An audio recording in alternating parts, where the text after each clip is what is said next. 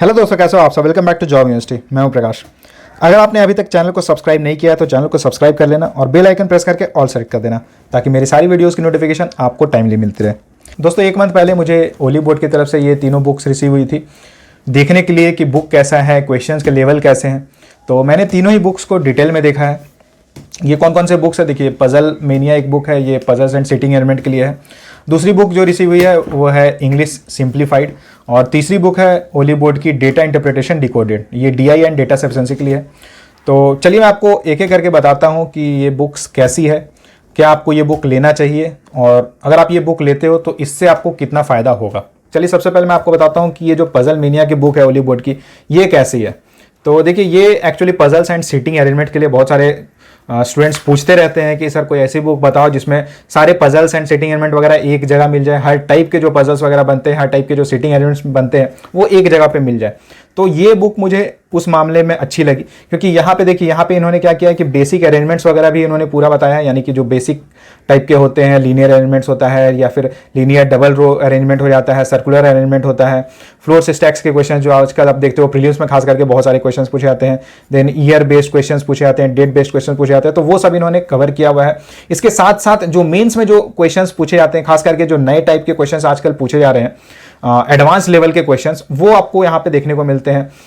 अगर आप देखोगे फ्लोर्स विथ फ्लैट्स हो गए, then puzzles with direction sense and blood relations, इस टाइप के क्वेश्चंस आपको खास करके अगर आप देखोगे एसबीआई पीओ की जो मेंस एग्जाम होती है या आईबीपीएस पीओ की जो मेंस एग्जाम होती है, उसमें पिछले साल भी अगर आप उसके क्वेश्चंस देखोगे तो इस टाइप के क्वेश्चंस पूछे गए थे। यानी कि थोड़ा एडवांस लेवल, अभी कंपटीशन का लेवल अभी इतना ज़्यादा हाई जा रहा है ना कि आपको जो क्वेश्चन का लेवल है आपको थोड़ा हाई ही देखने को मिलेगा। बहुत सारे स्टूडेंट्स पूछते हैं कि सर हाई लेवल के क्वेश्चंस पूछे जाते हैं तो प्रैक्टिस कहाँ से करना है। तो प्रैक्टिस करने के लिए मैं आपको कहूँगा कि इस बुक से आप प्रैक्टिस कर सकते हो, क्योंकि इसमें आपको मैं बताता हूँ, इसमें लगभग अगर आप देखोगे ना तो टोटल 300 पेजेस की ये बुक है, लेकिन इसमें आपको पजल्स मिलेंगे 301 पेजेस है, लेकिन इसमें जो पजल्स आपको मिलते हैं वो आप समझ लो कि 400 to 500 पजल्स इस बुक में आपको मिल जाएंगे।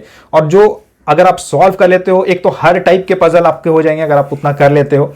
और मैं हमेशा यही कहता हूं कि पजल्स एंड सिटिंग एलिमेंट का सेक्शन ऐसा होता है जिसमें आप जितना ज़्यादा प्रैक्टिस करोगे आप उतना ज़्यादा उसमें बेटर होते जाओगे। और खास करके होता क्या है कि जब हम स्टार्टिंग करते हैं, जब हम बिगिनर रहते हैं, तो एक एक पजल सॉल्व करने में 10-10 मिनट, 15 मिनट, 20 मिनट तक लग जाता है। लेकिन जब आप प्रैक्टिस करते हो, डेली प्रैक्टिस करते हो, 4 पजल 5 पजल ऐसे करके डेली आप जब प्रैक्टिस करते हो तो आपकी स्पीड इतनी बढ़ जाती है कि जो क्वेश्चन आपसे 10 मिनट में, 15 मिनट में, 20 मिनट बनता था, वही क्वेश्चन आपसे 2 मिनट या 3 मिनट में बनने लगता है। और इसका फायदा आपको कहीं ना कहीं एग्जाम्स में इतना होता है कि आप समझ लो कि अच्छे खासे आप मार्क्स भी स्कोर करते हो। और मेंस में खास करके अगर आप देखोगे कि मेंस में जो क्वेश्चन के लेवल रहते हैं, ये जो पजल्स एंड सिटिंग एलिमेंट भी हाई लेवल का पूछा जाता है, तो उसके कारण अगर आप ज़्यादा क्वेश्चन सॉल्व करते हो तो कम टाइम में आप ज़्यादा मार्क्स स्कोर कर लेते हो।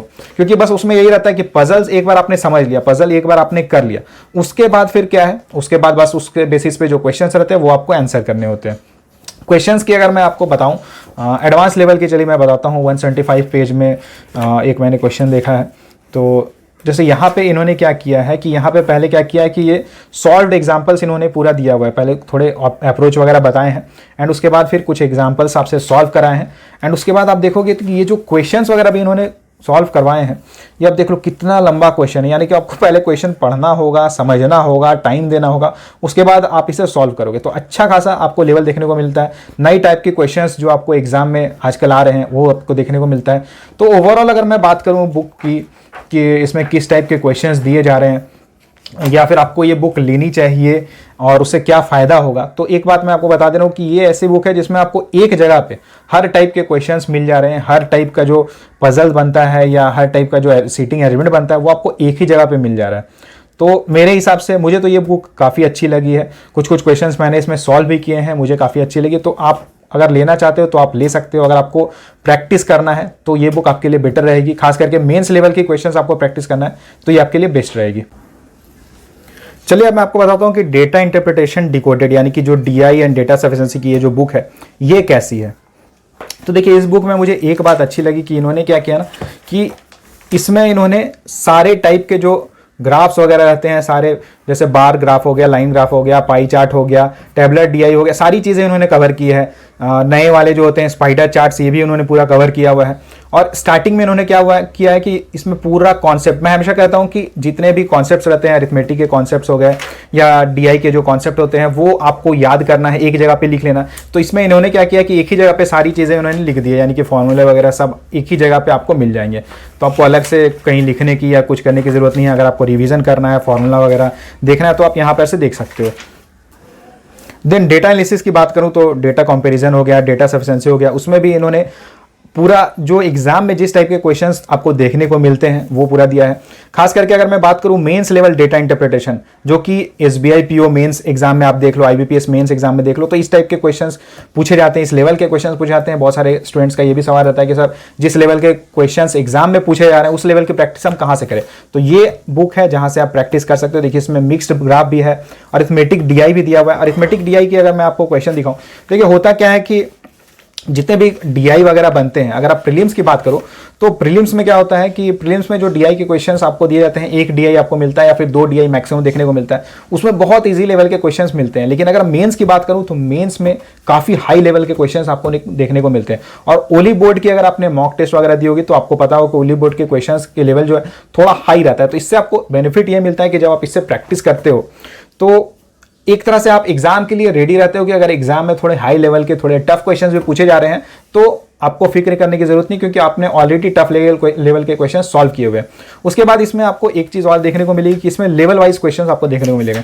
यानी कि देखिए यहाँ लेवल 2 दिया हुआ है ना, लेवल 2 है, लेवल 1 है। तो आप अगर आप जैसे क्लरिकल एग्जाम्स के ऊपर फोकस करके प्रिपरेशन कर रहे हैं तो आप केवल लेवल 1 की तैयारी करो।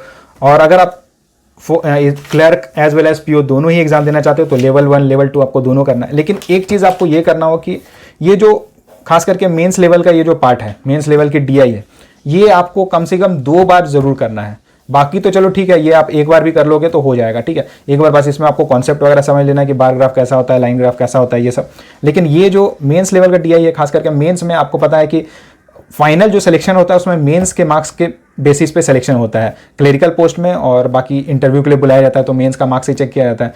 तो ये आपको बहुत ज़्यादा हेल्प करेगा मेंस के एग्जाम में।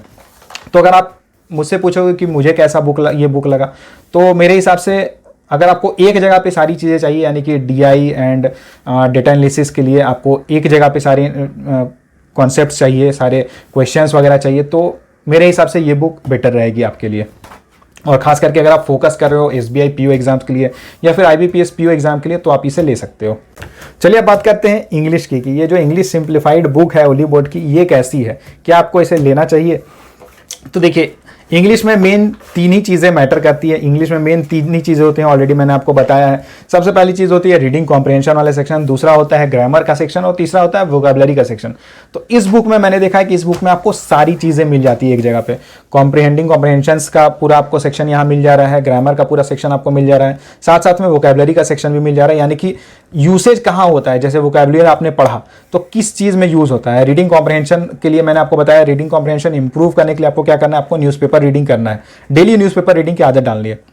और आपको केवल आप डेली न्यूज़पेपर पढ़ो और उसमें जो आपको नए वर्ड्स मिलते हैं वो आप नोट कर लो, उससे आपकी वोकैबुलरी स्ट्रांग हो रही है और साथ साथ में आपका रीडिंग कॉम्प्रिहेंशन वाला पार्ट भी स्ट्रांग होगा, जो कि बहुत बड़ा एक समझ लो कि मार्क्स अगर आप देखोगे तो मैक्सिमम मार्क्स तो इसी सेक्शन से आते हैं। रीडिंग कॉम्प्रिहेंशन वाला पार्ट हो गया, पैराजम्बल हो गया, क्लोज टेस्ट हो गया, फिलर्स हो गए, सिमिलर मीनिंग सेंटेंसेस भी आते हैं कभी कभी, है ना। एरर स्पॉटिंग वाला पार्ट अगर आप देखोगे ग्रामर में, सेंटेंस इंप्रूवमेंट हो गया, सेंटेंस ज्वाइनिंग हो गया।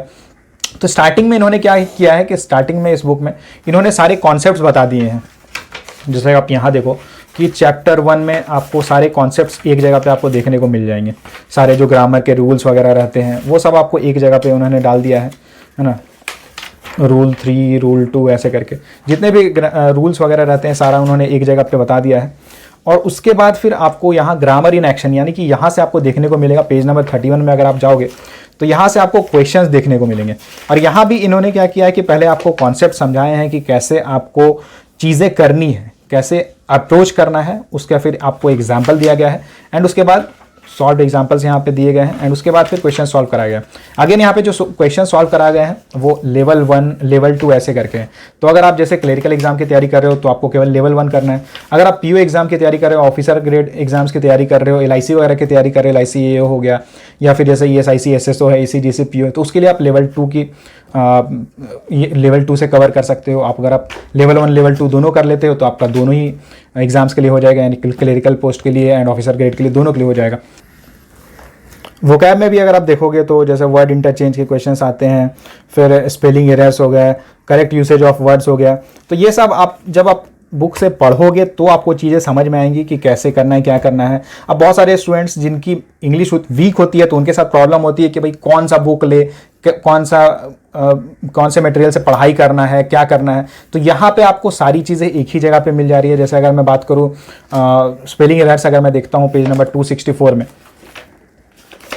देखिए यहाँ 264 में अगर मैं देखूँ तो यहाँ पे सबसे पहले इन्होंने रूल्स वगैरह पूरा बताया है, इंट्रोडक्शन है, देन रूल्स है स्पेलिंग की, एंड उसके बाद फिर क्वेश्चंस को कैसे अप्रोच करना है ये बताया गया है, एंड देन फिर आपसे पहले एग्जांपल्स वगैरह हैं, एंड उसके बाद फिर लेवल 1 लेवल 2 करके क्वेश्चंस आपसे सॉल्व कराए गए हैं, आपको सॉल्व करने के लिए दिए गए हैं।